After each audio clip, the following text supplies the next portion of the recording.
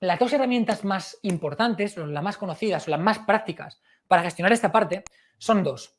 La primera es lo que se llama el RPE. Básicamente, el RPE es lo que se llama la escala de esfuerzo percibido. Todo esto, hace muchos años, surgió sobre todo para la parte de resistencia. Surgió sobre todo en el mundo de la carrera, de la bicicleta.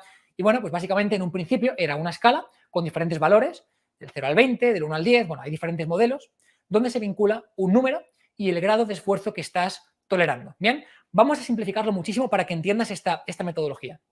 Básicamente, el RPE se basa, como digo, en una escala del 1 al 10, por simplificar.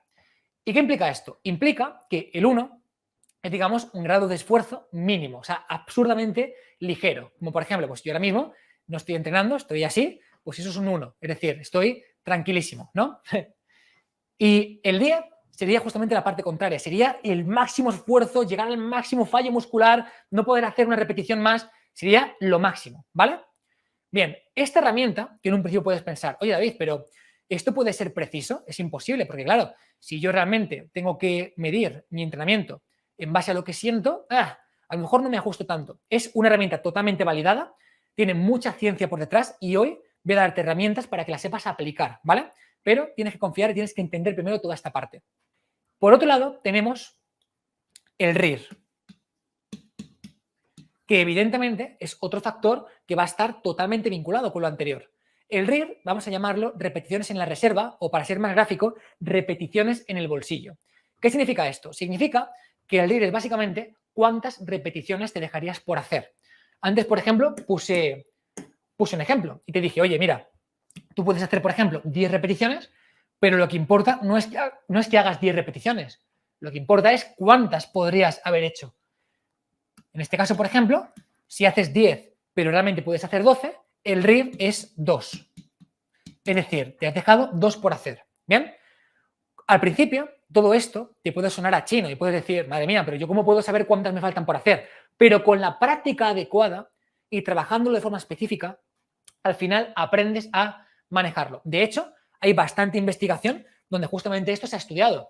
Y, por ejemplo, podemos ver que cuando hablamos de powerlifter de élite o, por ejemplo, gente muy experimentada, la correlación que encontramos entre el esfuerzo que están teniendo, entre este RIR, por ejemplo, y la percepción que ellos tienen es altísima. En ciencia, por ejemplo, cuando encontramos una correlación de 0,88 o 0,91, es decir, hablar de un R cuadrado de, por ejemplo, 0,91, que es lo que se ha visto en algunos estudios con personas, digamos, que son avanzadas, esto es prácticamente exacto a nivel de ciencia. ¿Qué conclusión podemos sacar con esto? Que cuanto más experto eres, cuanto más practicas con este tipo de mediciones, más puedes ajustarte exactamente en base al esfuerzo que estás sintiendo. Es decir, cuanto más trabajas con este tipo de herramientas, más puedes acercarte a la ganancia de masa muscular, a la ganancia de fuerza, porque entiendes cuál es el estímulo óptimo y entiendes cuánto de cerca estás de este estímulo óptimo. Por ejemplo, un R cuadrado de 0,91 es una barbaridad. Esto es sobre todo para avanzados. Hay que practicarlo. Esto significa que la correlación que hay entre lo que estás percibiendo y lo que está ocurriendo es prácticamente máxima, es prácticamente imperceptible, es una pasada, ¿vale? Evidentemente, cuando trabajamos con personas más principiantes, los R cuadrado cambian.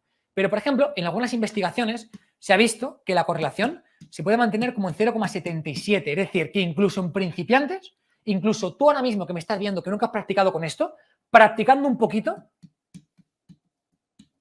la correlación es buena. Es decir, podrías aprender rápidamente a entender exactamente cuál es el grado de esfuerzo que estás teniendo, cuál es el punto en el que estás. Entender perfectamente cuánto te estás esforzando para hacer esa serie, ese conjunto de series, etcétera, etcétera, etcétera, ¿vale? Entonces, son herramientas que son muy potentes. El RPE me gusta mucho, el RIR me gusta muchísimo porque es muy fácil medir el RIR. Cuando hablamos de hipertrofia, tenemos que entender que las adaptaciones se comportan en forma de U invertida, ¿vale? Bien, esta U invertida tiene que ver con el RIR, tiene que ver con el esfuerzo real que estás haciendo. Mucho más de lo que te piensas incluso. ¿Por qué? Tiene que ver mucho más de lo que te piensas incluso, porque cuando tú haces un trabajo de fuerza, digamos que la adaptación se va a comportar tal que así. En esta adaptación podemos tener, por ejemplo, aquí un RIR muy alto. Por ejemplo, un RIR 7. Por aquí podemos tener, por ejemplo, un RIR 5. En este punto, que es el punto de máxima ganancia de hipertrofia, es donde tenemos un RIR 2. Es el punto en el que tenemos el máximo estímulo con una dosis de esfuerzo y fatiga tolerable, aunque elevada. ¿Bien? Si tú, por ejemplo, te sigues acercando a, por ejemplo, un RIR 0, deja de ser tan óptimo, siendo el punto óptimo un RIR 2. Es decir, entendiendo que manejando de forma adecuada la herramienta del RIR, es decir, entendiendo que practicando lo suficiente, el entender cuántas repeticiones te guardas en el bolsillo en cada serie que estás haciendo, te permite acercarte mucho más a la dosis óptima de hipertrofia y entender cuánto de lejos está realmente de la dosis óptima de hipertrofia. ¿Por qué te digo esto? Te digo esto porque la gran mayoría de gente que ves en el gimnasio no sabe cuánto de lejos está del punto óptimo, no lo sabe. Hace un trabajo de 4x10, 4x12, 4x15, pero ¿y qué más da? Si no sabes realmente cuál es el grado de esfuerzo que estás teniendo, no lo sabes. Es decir, perfectamente estás haciendo un trabajo de 4x10, 4x12 y el RIR es 5. Es decir, el RIR no es óptimo porque estás en un punto muy alejado de esta parte.